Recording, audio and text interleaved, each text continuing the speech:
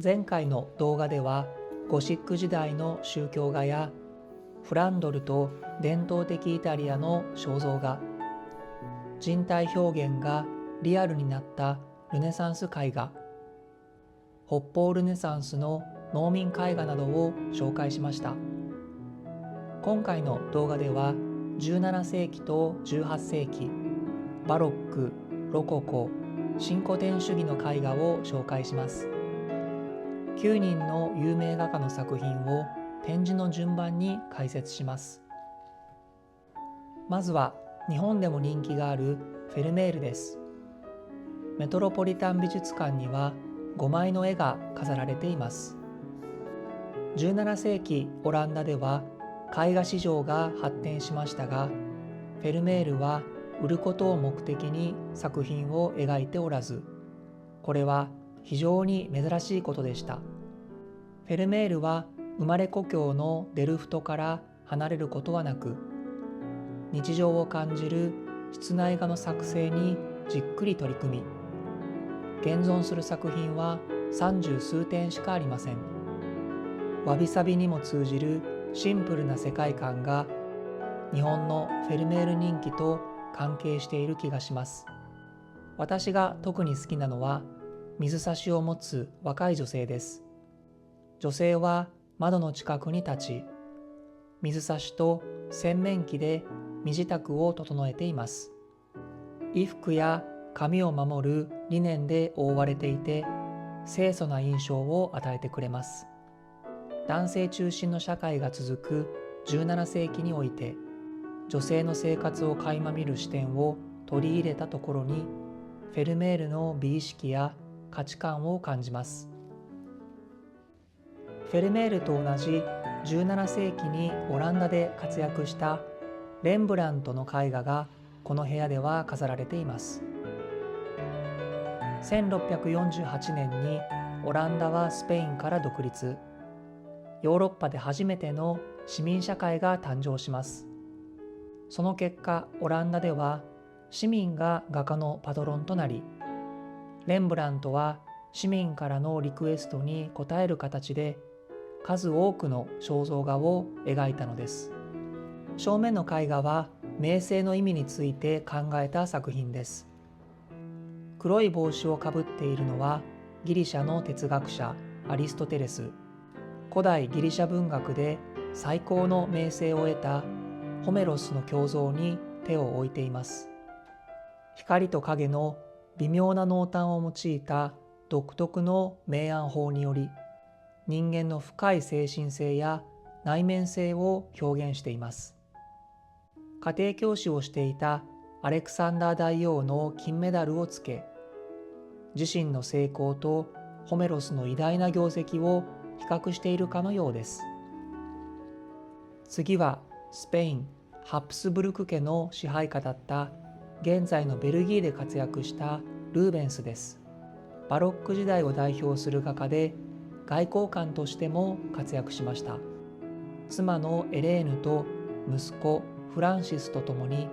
理想化された自宅の庭を背景にした肖像画です。ルーベンスは最初の妻と死別した4年後にエレーヌと結婚し、37歳の年齢差は当時大きな話題となりました。妻ヘレーナの若々しさとルーベンスの老いが対照的に描かれているように、大胆な明暗表現と躍動感あふれる人体表現を得意としました。次に紹介するのはイタリアの画家カラヴァッジョです。ここでバロック様式の起源を簡単に解説します。16世紀中頃に北イタリアのトリエントで宗教改革に対抗するため、カトリックの教義を再確認し、教会改革を推し進める会議が開催されました。この会議からヨーロッパはカトリックとプロテスタントに分裂していきます。このトリエント会議以降の美術様式をバロックと呼ぶのです。プロテスタント勢力の台頭に危機感を抱いたカトリック教会は、宗教感情を高揚させる作品を画家に求めるようになります。その期待に見事な画力で応えたのが初期バロック美術の巨匠カラバッチョでした。メトロポリタン美術館のカラバッチョの作品は皆さんがご存知の作品ほど明暗はありませんが、ラファエロを最高作品と位置づけていたこの時期としては他の作品と比べて明暗があり、今後のカラバッチョの明暗を強調する作品を予感させてくれる作品だと思います。次はフランスの画家プッサンを紹介します。17世紀半ばからルイ14世は自ら政治を行うようになり、美術も太陽王とフランスの栄光を称賛すべきものとされ、国家美術を育成するための公的機関としてフランス王立アカデミーが設立されます。フランスのアカデミーではラファエロがお手本とされ、アカデミーの美学を体現した画家こそがプッサンでした。この絵はローマ建国神話サビニの女たちの略奪を描いています。女性が足りなかったローマ人は隣国サビニ人を宴会に招き、その隙に女性たちをさらい妻としました。ローマの指導者ロムルスがマントを掲げると、それを合図に部下の戦士たちが女性たちを取り押さえたのです。次はフランスの隣にあるスペインの画家ベラスケスを紹介します。フェリペ4世の首席宮廷画家として活躍し、